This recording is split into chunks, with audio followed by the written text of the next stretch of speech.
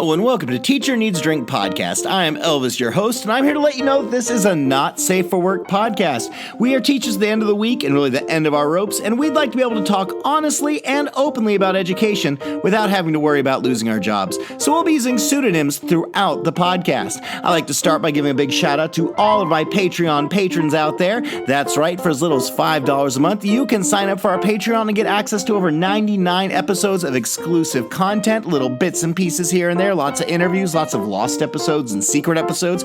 You also get access to live streams, our special Facebook group, all kinds of stuff. So you should sign up and do it now because it will be amazing. Because you'll also get to have your name read just like our friends here. Terry J, Justin M, Tracy B, Miss Wonderstats, Quentin P, Ekabex, Mistress Mischief, Natasha S, Miss Anthropy, Princess Buttercup, Dragon Lady, Kel C, Shannon E, Helena C, Aaron B, Stephanie S, Maggie M, Texas Teacher Kristen, Miss Sunshine, James and Allie J, Jody D, Samantha D, Lisa C, Rachel, Jen Jeannie, Exhaustive Band Director, Kimberly K, Jessica A, Swiffle Ev Owners, Amanda F, Ariana L, Physics Runner, Steph, Michael M, William P, Aldrich T, La Scorpionita, Britt M, Teresa H, Biker Teach, Marsha M, Christina B, Kristen B, Jason F, Abby B, Sarah B, Regina N, Josie S, Sam B, Mary E, Jamie B, Kristen W, Vanessa J, Mary C, RJ R, Kristen C, Johanna H, Space Panties, A, Nimi, and Sarah N. Big thank you to all of them. Also, a big thank you to our sponsor, Lud Lamb Dramatics. If you are a theater teacher or no one in your building, you should go to Lud Lamb Dramatics. They have exclusive educational theatrical posters that explain amazing drama and theater concepts just in a poster. There's over 50 different ones they have. You can teach your whole classroom how to put on stage makeup, parts of stage, how to fit a costume, all different kinds of things only at ludlamdramatics.com. Check them out. All right, my friends, we are starting November. I've got another huge teacher conference next week. Actually, I've got two big conferences next week I'm going. We should have some great content coming out of that. And it's almost Thanksgiving. I can't wait for Thanksgiving break. I need this break. I'm ready for it. All right, my friends, I love everyone. Enjoy this episode, number 161. I think Kitty O'Hare is going to sing with us. Oh, wonderful. Did you hear that? Sweet. I like it. Balls, balls, balls, balls, balls, balls, balls, balls. And welcome to Teacher Needs a Drink Podcast. I am Elvis, your host, and today I am joined by Lady Shethead. Hey, everyone. I'm happy you're here, and also joining us today, my favorite person, Space Panties. Hey, everybody. And last but certainly not least, my angel on the corner, Miss Bunny O'Hare. So does that mean that, I'm guessing if I'm going to be the angel on one shoulder, can Shirley be the devil on the other shoulder? Oh, definitely. Okay. 100%. Well, friends, we are getting closer and closer to Thanksgiving. Halloween in October, even though it felt like a long month, just is gone. It's in our rear view now. And now we've got like just a couple of weeks, almost a week and a half until the Thanksgiving vacation comes. I'm looking forward to that vacation. I'm going to take my kids to travel to California and go see the Space Panties. But how are you guys surviving this little transition time? Because going from Halloween to like the holiday rush, it can be a little intense, especially that break between Thanksgiving and Christmas where nothing really gets done. So are you guys ramping up projects right now? Are you winding stuff down? What is going on? Who wants to go first? I would just like to remind everybody that the blogger Love Teach refers to this time of year as Devil Sun, DEVOLSON, the dark evil vortex of late September, October, and November. Just putting that out there. She's not wrong. No. Lady, what about you? I'm just tired. I'm having a good time. There's been a few hiccups along the way, but I'm going to start getting a lot of individual projects. That way, as students are out sick or out on vacation, when I'm not, they have something to do that they don't have to depend on others. So I'm ramping up the individual projects right now. That's really smart because especially with the way flu season's building up right now, we're going to have a lot of kids absent in the next month or so. Space Panties, what about you? How are you handling this transition from Halloween to almost the holidays? I feel like there's more getting piled on my plate at work, so I don't see anything easing up. In fact, our lovely PLCs are reminding us of certain dates that we have to get things done by, and so no, there is no easing up of anything around here. Are you able to adjust your curriculum or anything to make way for this intense longer period, or is like no, just keep swimming? Nope, just keep swimming. Away. And Bunny, what about you? I'm kind of just doing smaller scale things and things that I like to do, which is one of the advantages of teaching the content area that I teach. It's not a state tested subject, so we get a little bit more leeway there. And I am going with topics that I like and that I enjoy teaching, because if this time of year is making everybody pull their hair out, then I at least want to go out with a smile on my face. Well, good. I'm glad we have you for that. Let's go ahead and jump into one of our topics for tonight. Probably going to hear my obnoxious cat. It's fine. I already heard her purring. I love Kitty O'Hare. She's a noisy baby, but she's at least in a good mood right now. From the Reddits, user brilliant_plant2976. I hope this person is a biology or botany teacher. School has no supplies budget until November, so I purchased no supplies. The students say you have no pencils, paper, or tissues. We have no budget for that until November, remember? Other teachers have supplies, though. I checked. They don't have enough to share. So what is your plan to provide supplies? Wait until November. The school secretary brought me supplies the next day. It was a miracle. I've been to similar schools that do things like this, where budget is not solidified until September or November. And like, okay, you'll have to wait. But luckily, I'm not like, what I need for my classroom is like a pack of classroom markers. I don't need all the pencils and everything. But I've been to schools like this, and I think their expectation is just, oh, no, you just go buy it. Just go take it out of your pocket. Will you reimburse me? No, probably not. But go ahead, go buy everything. But Lady, Bunny, Space Panties, have you guys had to deal with similar things? I have luckily not ever had to worry about this, but I have a theory that I would like to discuss. I have talked about something similar with other colleagues of mine, and we kind of have come up with the idea that this might actually be an expectation that could be a misappropriation of funds, because the school pays us, that's our paycheck, that's our pay.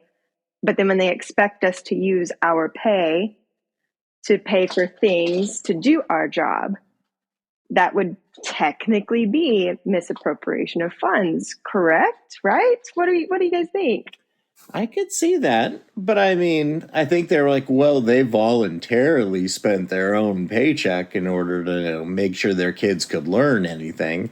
Guess that's their own fault. I don't know. I think it's similar to the way that we're asked to volunteer all of our time and go to meetings on our prep period, just all the things that we're expected to do just because of the love of the job. I think you're right. That's starting to cycle around. I know here in Texas, a couple of our hosts reported that they will now be reimbursed when they have to cover a conference period, or when they have to cover another teacher's class on their conference period. That their school, I think it wasn't much, was like $30 a period. Or do you guys remember, Bunny Lady? It was in our big group chat. I think what I heard was 30. My district pays 25. I think that's wonderful. At least they're like, if they're taking time away from you, they're giving some money to you. But I agree with Space Pennies. We're expected to do a lot off the clock. And if they take away your conference period and then get upset that you're not doing grades all day after school, I mean, I think that's more that admin is not budgeting their time wisely. I don't think it should be a reflection on teachers for not giving it. Misappropriation of time, then. I don't have that issue of like budget only being published in November. And you mentioned about being like time for covering or compensated for time covering other teachers. And we We do get that. I'm more so meant like time outside of that, of like other meetings or like parent meetings or 504s that I've had scheduled after school, stuff like that. I feel like this all kind of comes back to, until we make it a pain in the ass for the right people, nothing is going to change. Like, until parents start complaining, they're just going to, the school is, of course, going to be fine with teachers buying their own stuff because it saves them money. So if we just stop doing that and the parents get annoyed and start complaining to the school, then maybe something will actually get done. I feel like that's what happened here, is that some kid went home and told mommy and daddy that the teacher didn't have any pencils or tissue or whatever. No, I think that's valid, because that's the only way anything's going to change at this point, is if, we raise our fists about it and get upset about it, because otherwise they're just going to let it keep going and going and going, especially as a new generation of teachers is taking over. I love our new Gen Z cohorts that are coming up, because they don't really take shit, because they know there's so many other options out there. In other states, they don't treat teachers like this. In other countries, they don't treat teachers like this. Why are we the lowest common denominator? Is it just because it's a woman's run field, or a female-dominated field for the most part, that it's been shit on for so long? I agree with getting parents involved. I've never had an issue with supply budget opening in November or not having the supplies that I need at the beginning of the year, but I have had financial issues with the business office or the accounting office in schools, and I've had to get parents involved. I throw my hands up and I've told the students, I'm like, if you want change, your parents need to call. They're the stakeholders. They've got to step up if we're going to move forward with this next project. Also, I feel like it's more of that, like, it's for the kids' toxic relationship dynamic when they expect teachers to just pay out of pocket for stuff when the school won't pay for basics like Kleenex. It's for the kids. Well, okay, that's a lousy reason. You get what I'm saying. That sounds really terrible, but it's that toxic relationship dynamic that we've talked about before. Like, that's not a reason to keep expecting people to do stuff. Well, there's also the income inequality among teachers, where you might have some younger teachers or older teachers who just don't have that much pocket cash, because, we're not paid much as teachers, that you might not have the budget to go spend on markers or food or snacks for your classroom or whatever things they're expecting you to buy for everything. And then there are some teachers who are just on better financial footing. Either they might have had a little help, they have a good partner, they have good parent resources, and so they can afford to, drop $40 or $60 or whatever a month on pencils and supplies, where that's not an option for a lot of teachers right now at all. It sucks, especially with everything going and getting more expensive. Have to get the Rose Art crayons. Well, we've had some things supplied, but it's usually always like the cheap of the cheap version. So like hand sanitizer that smells like ass and alcohol mixed somehow during COVID years. And I still have some left over and it stinks. And like the cheap tissues, we have some, but I've run out of even the cheap tissues. And so when I have run out of the ones that I have supplied or I have bought, and students complain like, oh, miss, why you got these cheap ones? I'm like, well, we're using what I got. So I have offered bring in tissues for extra credit before,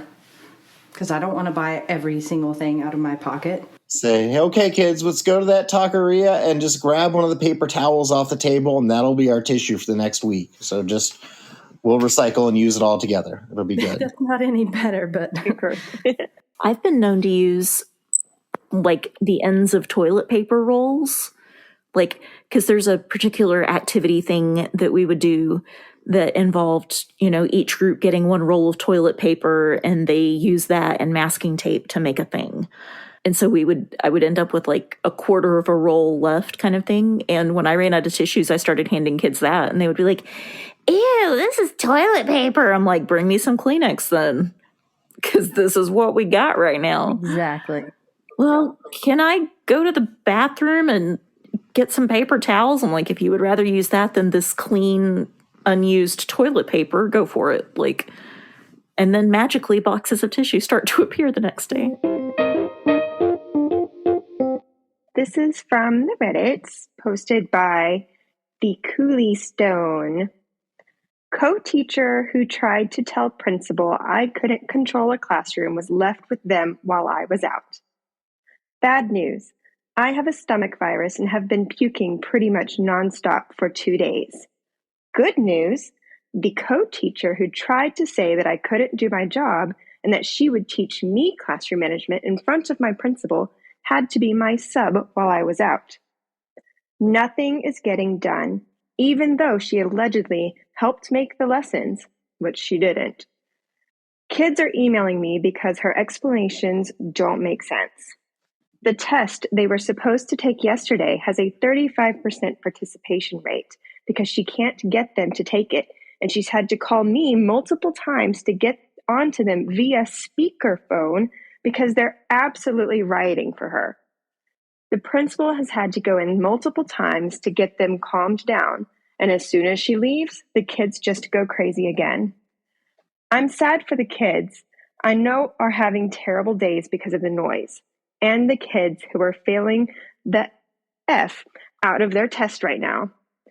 I'm honestly sad for me because I'll have to put the data for this test up on the board, and everyone will be able to see it without the context that I wasn't there to administer it. But the sweet satisfaction of knowing the same principal she tried to tell I couldn't manage a classroom had to go down there and watch her fail to control a classroom is pretty funny. That's sweet, sweet karma. But I'll be damned if I have a stomach virus if I'm going to answer the phone from school and chew kids out via speakerphone. Nope, Right? nope. That is my... If I'm having a stomach virus, I'm not having a good time. I'm either puking or I'm sitting on the toilet or both. And I'm not stopping my little brief respite from that to yell at kids. No. That sub co-teacher ever, get your shit together. This sounds like a wonderful visit from the Karma Fairy. That's what it sounds like to me. Oh, I think it's hilarious too. Karma is a bee, and this co-teacher sounded like she needed to kind of have that sink or swim moment for herself and be put in her place and knocked off her high chair. And I'm happy that she got to experience. I think everyone needs it at some point. I remember when I was student teaching, I think I've told this story a billion times before, but I had a really, really rough group of middle schoolers, and the mentor teacher from the college that came over, she was not very good, or the college mentor professor. And she just kept telling me how I'm just not a morning person. I just need to win these kids' hearts over. And then I was sick, and so they had her cover the class. She quit after 3 days because the class was too rough. I was like, oh, well, maybe you're not a morning person. Has nothing to do with that. These are a rough group. Space Panties, have you ever had any rough groups? Oh my God. Rough groups of kids. Yes, but I'm thinking about co-teaching, like, to have somebody try to tattle on you. I'm assuming this was like the younger teacher trying to tattle on the older teacher, that they couldn't control the classroom. And if so, what nerve? Like, where did they think they were coming from to be on such a high horse coming in and trying to learn? They should just be grateful for the experience that they have to be in that classroom, first of all. And second of all, I can't even imagine just being in a situation where you aren't supported by your co-teacher and the school or the admin. It sounds like they were supporting the other person, but I'm thinking back to my experience. I didn't have anything like that. Like, my co-teacher was great, very supportive, and he actually had to miss a lot of time because his wife was sick. I was there and I had his back and I covered his classes. So I can't even imagine like throwing your coworkers, like, now when you have your own classroom, under the bus. But going back to that question of difficult classes, yes, I definitely have difficult classes, and I wouldn't even think to have somebody on the phone while they're at home sick trying to handle a class for me. Everything about this is ridiculous. It would be so much more productive to like call the kids' parents instead. Maybe have the parents on speakerphone as opposed to, calling the poor, sick, pukey teacher. No. Yeah, just being the teacher on the other end responding. I would just say like, no, I'm not answering. I'm not available. I'm at home sick. You need to figure it out. Yeah, what Bunny O'Hare said, the fucking around and finding out. To fuck around is human, to find out divine. Exactly. Hey guys, guess what? What's up? Oh, what? We have a Patreon. We do? Oh my God. Yeah, What? you guys should sign up and join, because for as little as $5 a month, you get access to almost 200 pieces of exclusive audio content, episodes, lost episodes, interviews with the hosts that you can only find on our Patreon. And we have a great Facebook group where you can meet lots of other people and you can join. We have watch parties. We have live streaming. It is awesome. That's where I got to meet Space Panties. You guys should go there. It's amazing. Woohoo! Yay! Would you rather have it where it's snowing in your house all the time, or share a studio apartment with a horny moose? Once again, these are all living situations. It's snowing in your house all the time, or you share a studio apartment with a horny moose. Ladies, where are you going? I don't know. I'm weighing it out in my head, trying to think long term here. So I like snow. I like cold temperatures. However, snow makes things wet, and there is water. I just imagine, I don't know. I think it'd be more practical to share an apartment with a horny moose, but moose are huge. I grew up in Alaska, and they would just like walk over your 8-foot chain link fence and start eating stuff in your bushes. And a horny moose in a small apartment, that could go bad. That could go really bad. I think I might feel safer with the snow. Space Panties? Could you redirect the moose's attention to anything other than you? I can't see why not, because it just says you're sharing a studio apartment with the horny moose. It doesn't mean you have to, do things with the horny moose. I mean, maybe it has like a stuffed animal it really likes, or like a dog that really like prefers a slipper on the floor to anything else, and he's made that slipper his lover. Maybe you could get like a cool ottoman, and the moose could just, take its time with that. Yeah, I'm trying to think of the qualities of a horny moose. Like, do they make noise? Do they make a mess? Oh, they do. They have to. Yeah, they're gonna hoot and holler. I mean, it's gonna be there. I mean, can the studio apartment be like my summer getaway apartment? Like, do I have to live there permanently? It says you share a studio apartment. I mean, maybe it's like, I don't know, co-lease or sublet. I don't know. That's intense. Bunny, where are you with your loophole here? Where are you going for? Snow all the time in your apartment, or sharing an apartment with the horny moose? I'm going to go with, actually, you brought up the loophole just then, like a timeshare situation. Yeah, just like 1 hour a year. That's how much you'll share it with the horny moose. Yeah. Yeah, you'd want to have someone clean up, because they do make pellets, and they're clean. They're like rabbit pellets, except they're big. It's like a big stack of golf balls just lying there. You'd see them everywhere outside. Space Panties, did you lock down what your final decision was? I know you were wondering if you could distract the horny moose. Yeah, you were saying something about the snow, and you like the snow, but then it makes things wet. So you don't want things wet, Elvis? Yeah, I mean, I don't want to sleep in a wet mattress or walk around on wet carpet or I mean, I guess I could shelter things, but would it be like camping? I don't know. It would be so clean. Just imagine that you get to walk around it every day. Good. You know what? Getting out of the shower and there being snow, that's just not a win. I love outdoor showers. I'd probably start doing that a lot more, but yeah, I think I'm leaning towards the horny moose. I think I could create a really good video series, like Life with the Moose. I think people would watch that. This is a win for me. I'm going with it. How many parts would there be to that series? As long as I could survive with the horny moose until one of us had to go. Oh, okay, yeah, what's the lifespan of a moose? That's true. And they're big. It's a lot of meat. So, I mean, I don't know. Maybe like if it was anthropomorphic a little bit, I could like be its wingman and like take him out to moose bars and get the moose laid. And maybe like that would take the edge off of him. Maybe. That's not realistic, is it?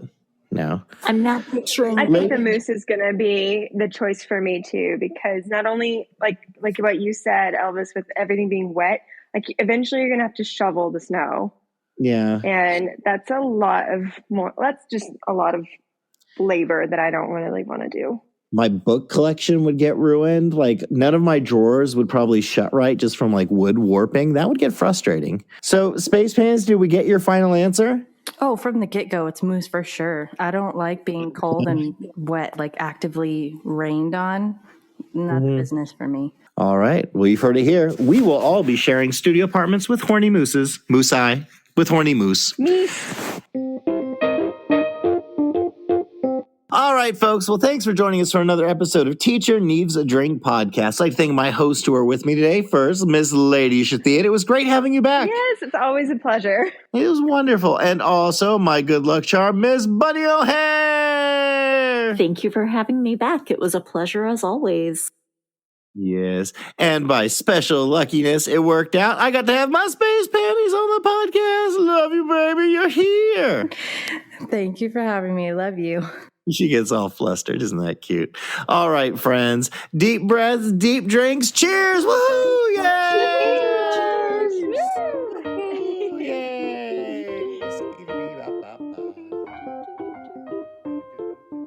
All right, friends, thanks for joining us for another episode of Teacher Needs a Drink podcast. I'd like to thank all the hosts who joined me today. If you have something you'd like to share with Teacher Needs a Drink podcast, hit us up to the contact page of our website, teacherneedsdrinkpodcast.com. You can leave a, normal, like, handwritten note, handwritten type note, or you can leave a voicemail and we could play it on the air. Anyway, folks, thanks for joining us. Take care of yourselves. See our sponsor, Ludlam Dramatics, or join our Patreon to get up to almost 100 exclusive pieces of audio content. All right, my friends out there, take care. Love you. Peace. Cheers.